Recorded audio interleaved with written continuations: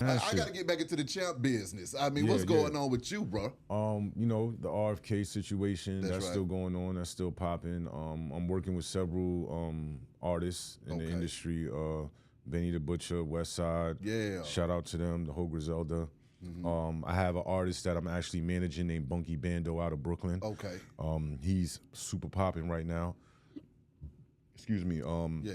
I consult some other artists, Keon KOK, Marja Kim, two great artists out of Jersey. I'm also the line and network to get people's artists' music on JPay. Okay. On the JPay system in the That's jails. hard. That's hard. Yeah. So artists can get, they reach out to me all the time through my DMs on my Instagram to get their music in the jails across the country. Yeah. You know what I'm saying? I do that. I produce. I make beats as well. Yeah. I actually have some things coming out as far as with some artists. I ain't gonna talk about that yet. Yeah. What else do I do? Magazine. Oh, and I'm starting my own pod. Talk about it. Now, how we doing it? This part, I don't want to talk about it because somebody could take this idea. Okay. So I don't want to speak about it until I put it out. I swear I'm to with God, you. because ain't nobody doing this. Oh my God. Because the way I got this set up to start filming next month, nobody. I mean, it's in a category, a certain category. Yeah. But as far as the look of it and the premise of it, nobody's doing it right now. My God. So I don't want to put it out there Can't publicly. let the cat out the bag. I ain't mad at that. I ain't mad at that. Yep. I mean, I gotta ask you this though, champ. After doing 7 years, how do you feel now being out here moving and grooving, doing prison reform, presidential campaigns, podcasts, and all over the country, promoting music and everything, man? How does that make you feel as a free man? Well, before I answer that question, there's another thing that I do. I'm a Department of Education certified vendor as well. Man. So I go to the schools and teach in New York. Yeah. And, teach kids about music production and music business. That's crazy. I also work with, I got my degree in liberal arts. So I also teach at workshops for my college for guys coming home that need to get back in tune with technology and the internet and things like that. Yes, sir. So the way it feels is like, it's almost like I knew these things were gonna happen. Okay. I just didn't know how. Right? So like being in prison and dealing with the laws of attraction and meditation and stuff like that, I seen myself being around celebrities. The magazine, thanks to my brother, Mr. Gyro, was the tool to get me around these celebrities. Thanks. Now, as far as everything that happens around it, I didn't know it would go this way like this. You know what I mean? Crazy. Yeah, but I'm not complaining. I'm super grateful, and I thank God and my ancestors every day for not only getting me out of prison. I got out of prison early too. That's another story. I'm gonna tell you. For getting me out of prison and set me on the right path. But to wake up every day knowing like there's another opportunity that can come because of the work I put in. Exactly. You know what I'm saying? So it's an amazing feeling, bro. During that time though, man, when you touched down in prison, at what point did your mind change to where you knew that this ain't nothing I want to do again? Yeah, so my last bid was the 4th time I had went in. Whew. Right? So actually the 5th. So I did a juvenile bid from 96 to 99. I did a bid from 2000 to 2003. I did a bid from 2004 to 2006. I did a bid from 2007 to 2012, and then 2014 to 2021. Right? So, and when I went in on my last one, my great-grandmother passed away. Damn. Eunice Crawford, rest in peace. Yeah. And when that happened, I made the decision, like, I got to change. Something has to give because I wasn't home with her passing, and I couldn't even go to the funeral because they didn't consider her a direct relative. Damn. So I made that decision right then and there, like, yo, I'm not fucking up no more. I'm gonna stay on the straight and narrow. I was very blessed to get the time that I got, right? Because you think about somebody like me who's a recidivist. Yeah. They was trying to offer me 15 to life. Well, they were offering me 15 to life. So my God. And with prayer and meditation and changing my way of thinking, they brought that shit down to 7. Like, yo, we'll give you a plea for 7 years. Yeah. And I was like, I'll take that. Yeah. I'm not even gonna play with y'all. You know what I'm saying? Like, I know I did the crime, so I ain't gonna fight y'all. You know what I'm saying? So I did, you know, when I went in and I told my peoples, my support system, like, yo, if they got anything education based, I'm gonna jump on it. Yeah. When I get inside, when I get upstate. Yeah. And I was fortunate enough. They in 2016, they were doing what do they call those? Entry exams. Okay. They were doing entry exams for Bard College. You had to write like 3 essays and shit like that. And I always was good at writing, so I nailed it. And out of like 200 something men that took the test, only 16 of us made it in, and I was one of them. You know what I'm saying? And once I realized I was getting admitted, and I took it very, very seriously. Yeah. And I was able to complete my degree in a short amount of time. Okay. Because I would do like 6 courses a semester. Yeah. I locked all the way in. Come on now. You know what I'm saying? And that's what really shifted my way of thinking and my spirit, was not only my great-grandmother passing, but get my education, because now I seen things from a whole nother perspective. That's right. Now I'm looking at things with a critical eye, in contrast to just my personal perspective from the way I was raised. Yeah. You feel me? I'm with you.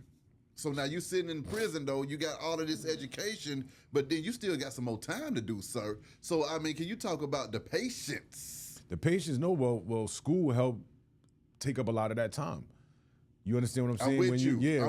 When you in school and you focus. You're interested in it and you like it a lot and you're passionate about it. Like I consume myself in working out and doing school.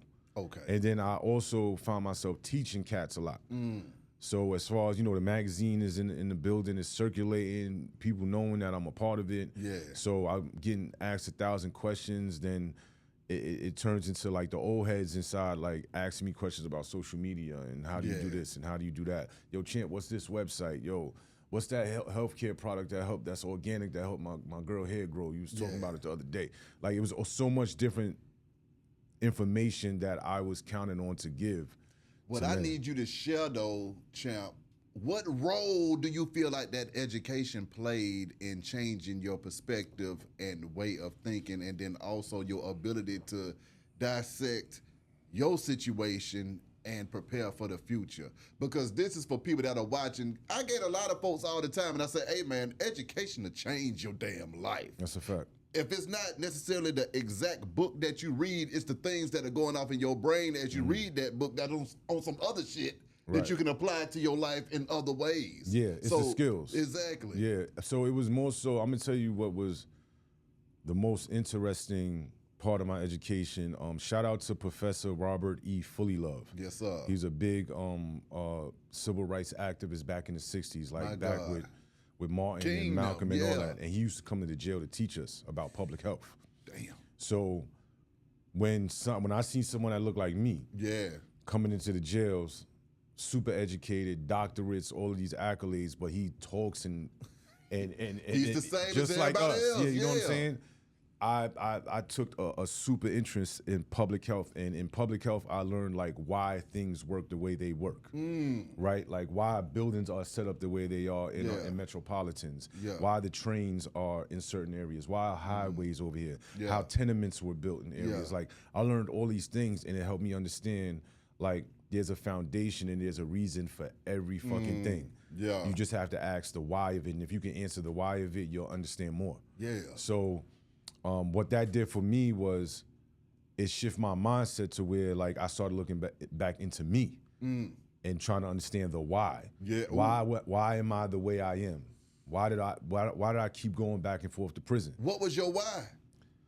It was a number of factors, man. Like it's a number of factors. It's not just one particular thing. You got my father not being in the home, me being raised by a woman. Lack of education, lack of interest in education. Financial economic standards, socio class. Okay, so now you're running for president because you sound good. So, there's a bunch of factors, you know what I'm saying? I'm with you, champ. Yeah, it's a number of factors, but those things help me to come home, and it's almost like being reborn. Yeah, in a sense, because now, out of all the times I came out into the free world on other bids, I just looked at things and it just was like, yo, I got to get it how I get it. Yeah. But now I came home and I'm like, no, I know how to get it. I know what to do. I have a plan. I know who to talk to. I'm not afraid to ask for help. Yeah. Like, you know, all these other elements that I didn't have before. Education helped me with that. My God. Okay. I love that one right there. So now you said that the time was cut short and you got the hell up out of there. Yeah, so I got sentenced to 7 years, right? Yeah. But out of 7 on good behavior, you do 6. So what happened is I had a flat bid. That's what they call it. It was a flat bid. So I'm sitting in there all that time, right? Yeah. Doing what I got to do, not getting in trouble, whatever the case may be. And they had me go to a parole board. I never knew that I wasn't supposed to go to a parole board, right? But they made it seem like, yo, you have to go to parole board or they'll hold you longer, this, that, and the third. I'm like, all right, fuck it. So I did all the parole preparation stuff, right? My fault, can't. No, you good? Because my ringer won't cut off. No, just sit it down. It ain't bad. But so I did all the parole preparation shit and all of that. Yeah.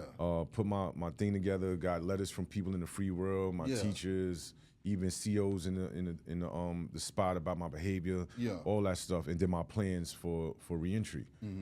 Go to a parole board. Do the whole song and dance with these niggas for like an hour. And a fucking 2 weeks later, they called me down to the counselor's office with like 20 other guys. Everybody getting their parole letters. They going home. I get hit. Shit. I get hit with 2 years, right? This is in January of 2021. I get hit with 2 years. So now this shit fucked me up. I ain't gonna hold you. God. It fucked me up because I'm like, yeah, I'm gonna go home in like a few months after my parole board because I did everything I was supposed to do. Yeah. But their reasoning was that I was a recidivist. It was like, what changed from then to now? And I explained it to them, but they wasn't jacking it. Yeah. So I'm like, all right, you know what? Fuck it. After I got through the pain and the stress and all the mental health fucking shit and having to call my family and break this news, I was like, fuck it, I'm just gonna delve deeper into education and work on my masters and stuff like that. And they were making it seem like I would just go to the parole board again in 2 years. Yeah. So I'm like, I gotta do even more shit. So whatever. Yeah. End of February comes of 2021, I get called down to see my counselor. So I'll go down to see my counselor. My counselor's like, Mrs. Smith Baker, do you have an address? And I'm like, yeah, I got an address. Address for what? He was like, for your parole, for you going home. And I'm like, going home? What, me? Yeah. Going home when? They was like, well, this email came down from Albany, which is central office in New York. Yeah. Excuse me. And they said, your release date is May 3rd of 2021. And I'm like, what? So I got pissed. I got tight. I'm like, get the fuck out of here, man. Y'all love playing with me, man. Yeah. I got up out of there. I left because I'm like, these motherfuckers was playing with me, man. Oh shit. They want me to. My whole mindset was like, because I seen them do a lot of fuck shit to niggas in there. So I was like, they want me to wild out To and lose do your something mind and have to stay forever. and have to stay longer, right? So I go back to my housing unit, and a couple minutes later, they had some officers come and escort me to bring me back. Yeah. So I go back there, and he's like, yo, listen, just calm down. Just listen to what I'm saying. He turned his computer screen around. Yeah. And he was like, you have a flat bid, which is a determinate bid. You have a conditional release date. That conditional release date is May 3rd of 2021. You don't have any recommended loss of good time, this, that, and the third. I said, let me ask you a question. Why the fuck am I just finding out about this now? Y'all motherfuckers had me go to a parole board, call my family, do all of this, da-da-da. They was like, yo, that's on the previous counselors, this, that, and the Somebody third. just want to do their damn job. Yeah, somebody fucked up.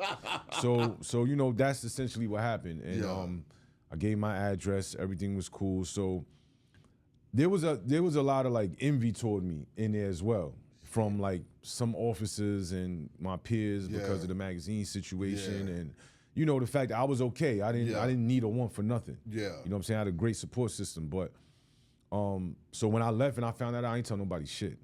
I ain't tell niggas nothing. I said, I'm not saying nothing to nobody. I came back, yo, Champ, what up? Are you good? Nah, man, these niggas playing with me, son. You know what I mean? These niggas talking about like, you know, I gotta do more programs and all this shit. You know, for 2 years, niggas is like, word, that's fucked up. Yeah. I'm like, yeah, I know. But that night, I went and got on the phone. I was like, yo, listen, I'm coming home May 3rd. Make sure y'all have all my shit together. All right? I want you to come pick me up in this truck. You know what I'm saying? I'm with you.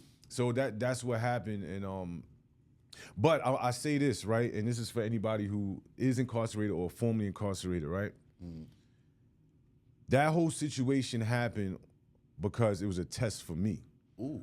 Right? I realized that in retrospect at the time. I was like, okay, I keep going in and out of prison. I keep fucking up, right? Yeah. And how do you take an individual and shift their spirit, their mindset and everything to be on the right path? They need to feel the pain that somebody else will feel that you never felt before. Ooh.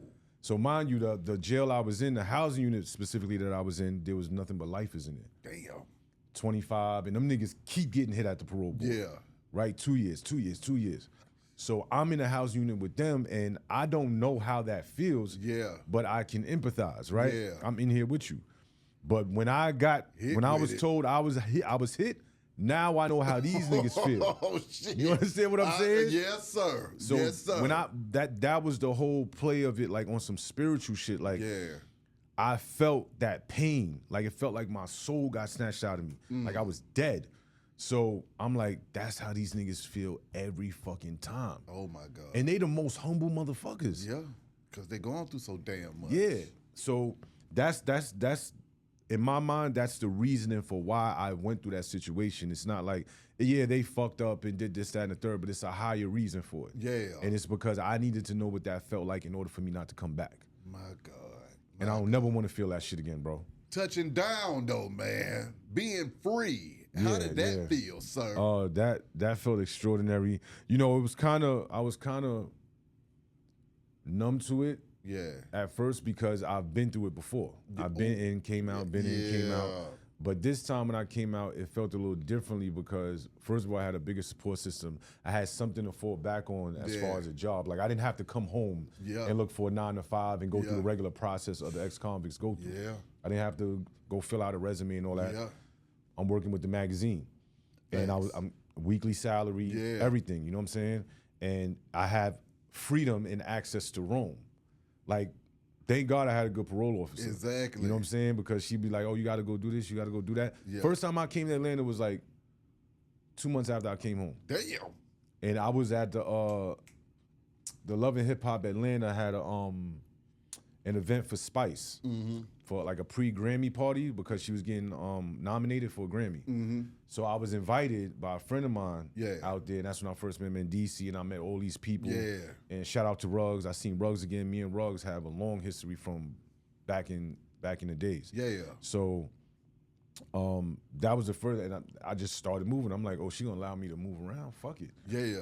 So I came here. I went to Cali. I went to Florida, Boston. I was moving around. Yeah. Because I you know, it was just the sense of freedom. And what happened is because I sat up for so many periods of time, I was like, yo, wherever somebody need me to be, I'll be. I wish I could be omnipresent. You know what I'm saying? I wish I could be omnipresent so I could be all over the United States, all over the world at one time. Right, but whenever I got a call to go somewhere and do something, I always looked at it as an opportunity, even though it might not have been anything financially. Yeah. It's like I'm creating a new network of people that I can talk to and count on, and that started at that time. Like, and now I know mad people out here in Atlanta, and we've broken bread on a few occasions. Come on now. Come on now. So it feels great. With that being said, though, champ, how can folks get in contact with you, though, man? So first you can follow me on Instagram at Champion Style TV. Okay. All one word, Champion Style TV. Okay. You can subscribe to my YouTube page, which is also Champion Style TV. But the easiest way to get in touch with me is to DM me. I'm on my DMs more than I'm on my regular text messages. Okay, then. Yes, sir. I am. And is there anything you want to let your fans know? Just look out for more content from me. Look out for me moving around more. Look out for me, you know, getting on these dope ass platforms that I love and respect. Appreciate you. Look out for merch. Yeah. And also, again, if you're an artist and you're looking to tap into the prison system with your music, DM me and we'll get your music on JPay. It's not for free. So don't DM me with an inquiry thinking that this is free. It's not free. Yeah. But that's about it, man. I appreciate y'all. And my saying, as always, is good is the enemy of great, and extraordinary is mandatory. Come on now. And that's the way it is. My dog, appreciate you coming through this thing. Appreciate you too, High. Wish you nothing but the best and much success. Be High Radio, too. shout it, champ. We gone. Salute.